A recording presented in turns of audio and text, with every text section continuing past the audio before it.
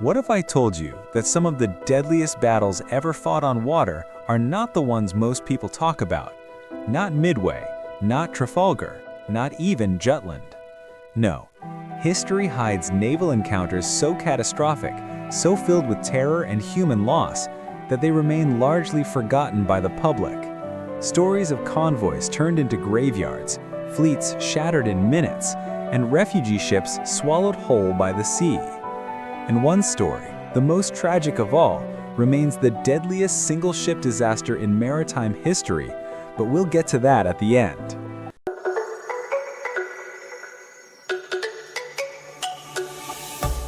You're watching Singularity Animations. Here, we don't just tell history, we bring it alive. If you want stories that stir your emotions, that remind you of the human cost behind every statistic, then subscribe and join us. Because these men, women, and children who perished on the waves deserve not to be forgotten. Let's begin our journey through the ocean's deadliest battles.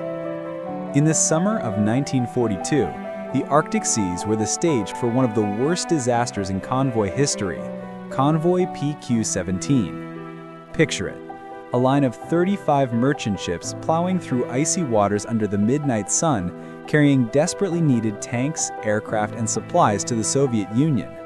Their escorts included destroyers, corvettes, and a powerful covering force lurking nearby. Yet everything would change with a single order. British intelligence believed that the mighty German battleship Tirpitz was preparing to hunt them. In London, fear of losing heavy ships to her guns sparked a drastic decision. The convoy was ordered to scatter. Imagine the scene. Disciplined formations suddenly breaking apart, merchant ships fanning out in panic across the Arctic Ocean. Alone, each became an easy target. German U-boats moved in like wolves. Luftwaffe bombers swooped under endless daylight. Within days, 24 of the ships were gone. Hundreds of men died in freezing water. Cargoes sank beneath the waves, and a convoy meant to be a lifeline became a mass grave. The lesson? Convoys only survive as a unit. Break that geometry of protection and you hand victory to the hunter. A single misjudgment at the top turned ships full of hope into wrecks scattered across the sea. Now, shift with me to the Pacific, August 1942, off Guadalcanal. The night is pitch black. The Allied fleet, American and Australian cruisers, believe they're safe. But cutting through the darkness comes a Japanese cruiser force, trained obsessively in night combat, armed with the most feared torpedo of the war, the Type 93 Long Lance. At 2 a.m., they strike. Searchlights blaze, torpedoes streak across the water. In just 37 minutes, the Battle of Savo Island turns into a slaughter. 4 Allied cruisers are sunk, over 1,000 sailors killed. Survivors recall black, oily seas filled with burning wreckage, the silence broken only by the cries of men in the water. The Japanese had mastered a brutal equation. Surprise plus speed plus torpedoes equals annihilation. The Allies, still learning radar's limits, had left their guard down. And in that darkness, they paid. It was a lesson written in fire and steel, one that would change Allied night tactics forever. But courage also has its chapters at sea. Jump forward to October 25, 1944, the Battle off Samar, part of the massive Battle of Leyte Gulf. Here, a tiny U.S. escort group, Taffy 3, faced the impossible. Their force? 6 slow escort carriers, 3 destroyers, and 4 destroyer escorts, vessels meant for convoy duty, not pitched naval combat. Out of the morning haze came Admiral Kurita's massive Japanese fleet, battleships, cruisers, destroyers, even the behemoth Yamato. The Americans had one choice: fight or be obliterated. And so they fought. Escort carriers launched every plane they had, even those with no bombs left, sending them to strafe and harass. Destroyers charged headlong at battleships, laying smoke screens and firing torpedoes in what were essentially suicide runs. The USS Johnston, under Captain Ernest Evans, fought with such ferocity that it drew enemy fire like a magnet, buying time for the carriers to flee. And here's the miracle: it worked. Confused by the smokescreens, hammered by relentless air attacks, and fearing they'd run into a larger American force, the Japanese withdrew. Yes, many Americans died, ships were lost, but the invasion of the Philippines was saved. It was David against Goliath on water, and for once, David's stones flew true. But not all stories of the sea are victories. Some are pure nightmares. On May 3, 1945, with the war in Europe just days from ending, British aircraft attacked German ships in the Bay of Lübeck. Their orders were clear: deny Nazi leaders any chance of escape by sea. What they didn't know was that the ships anchored there, the Cap Arcona, the Thielbeck, and others, were crammed with thousands of concentration camp prisoners. When the bombs fell and the ships burned, those prisoners, skeletal and starved, tried to flee into the icy waters. Most couldn't swim. Many were trapped below decks. Survivors later spoke of men clawing desperately at portholes, of seas filled not just with fire and oil, but with the last cries of those who had survived hell on land, only to die in the water. Over 7,000 perished in one of the war's most haunting tragedies. Here, strategy collided with morality. The Allies had legitimate targets in their sights, yet the fog of war and Nazi cruelty, the refusal to mark prisoner transports, turned a military strike into a massacre.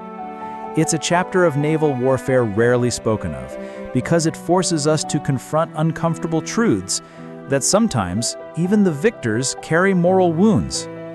And as Germany collapsed, another catastrophe unfolded in the Baltic, Operation Hannibal, one of the largest evacuations in history. Millions of civilians and soldiers tried to escape the advancing Red Army. Every vessel that could float was packed far beyond capacity. On April 16, 1945, the ship Goya was one of them. Designed for a few hundred passengers, she carried thousands. When a Soviet submarine found her, torpedoes ripped through her hull. In minutes, she was gone. Out of more than 6,000 souls on board, only a handful survived. Families, children, wounded soldiers, all swallowed by the Baltic. It was quick, merciless, and devastating. Evacuation ships were the soft underbelly of a collapsing Reich. Overcrowded, under-escorted, they were irresistible targets for submarines, and each sinking multiplied the human toll. But nothing compares to what happened on January 30th, 1945. The Wilhelm Gustloff, once a luxury liner, now a desperate ark carrying civilians, wounded soldiers, and naval trainees, set sail from Gotenhafen bound for Kiel. It was winter, the Baltic a frozen, merciless sea. She was designed for under 2,000 passengers. That night, she carried more than 10,000. Somewhere in the darkness lurked the Soviet submarine S-13. Its captain, Alexander Marinesko, lined up his shot and fired. 3 torpedoes slammed into the Gustloff. Within an hour, she rolled and sank beneath the waves. What followed was beyond horror. Children trampled in stairwells, families separated in chaos, lifeboats frozen solid to the decks. Survivors described screams in the dark, the ice closing over thousands. The death toll? Estimates vary, but most historians agree between 6,000 and 9,000 lives were lost. That makes it the single deadliest sinking in maritime history. Greater than Titanic, greater than Lusitania, greater than all. And yet, outside of Europe, few know the name Wilhelm Gustloff. It's easy to think of naval battles as ships and steel, of admirals moving pieces across maps, but listen closely. Behind every sinking is the sound of men, women, and children fighting for breath in freezing seas.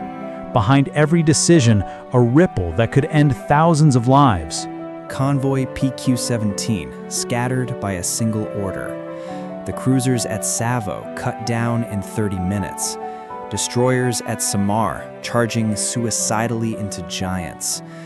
prisoners on the Cap Arcona perishing in flames, refugees on the Goya swallowed in minutes, and finally, the Wilhelm Gustloff, the deadliest maritime loss in history.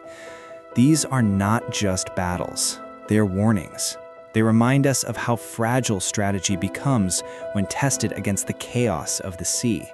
And they remind us of the cost, the human cost, that history too often reduces to numbers.